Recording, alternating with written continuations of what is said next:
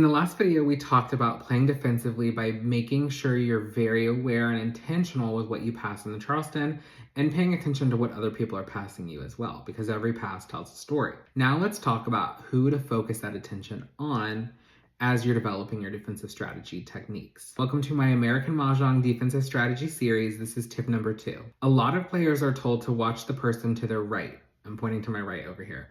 That's because when we go right over left, every player at the table is passing to their left.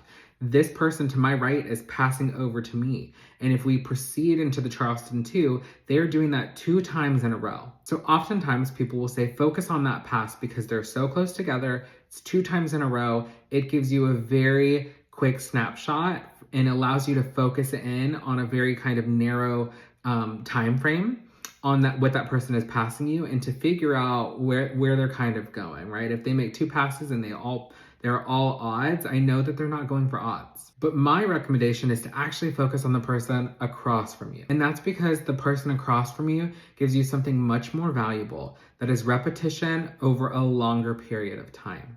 We go right over and then left, left over and then right, and then we go back over for a 3rd pass with the same person, but we have at least 1 to 2 passes between every interaction we have with the person across from us. In Charleston 1, sometimes people have no idea what they're doing.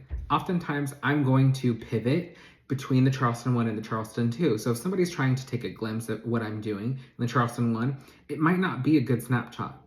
By Charleston 2, I probably know where I'm going, hopefully, right? Most games I know where I'm going. And by the courtesy pass, if I have an idea, if I have a direction, I've either focused in on a section, or if I'm playing really well that day, I'm focused on a hand. So the person who's trying to read me is gonna have a pretty strong idea what I'm going for if they're able to read the tiles that I'm passing them. So if the player across from you is remaining consistent in the types of tiles that they're passing you, then we can make a pretty reasonable guess at where they might be headed in the game. So to recap, I recommend paying attention to what people pass in the Charleston, and the person I recommend focusing on first as you develop this skill is the person across from you, because we pass with that person 3 times in Charleston 1 and Charleston 2, and again at the courtesy pass. So we're with them from the second that they start to kind of hone their hand. Hopefully they're focused in on a section and maybe a hand at the Charleston 2 pass.